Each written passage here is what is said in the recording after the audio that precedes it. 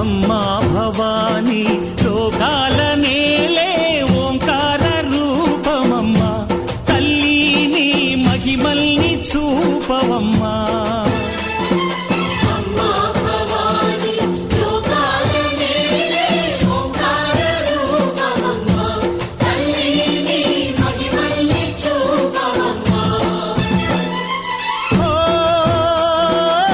సృష్టికే దీపమా, శక్తికే మూలమా, సింహరథమే నీదమ్మా. అమ్మ దుర్గమ్మ భక్తులను దీవించుమా.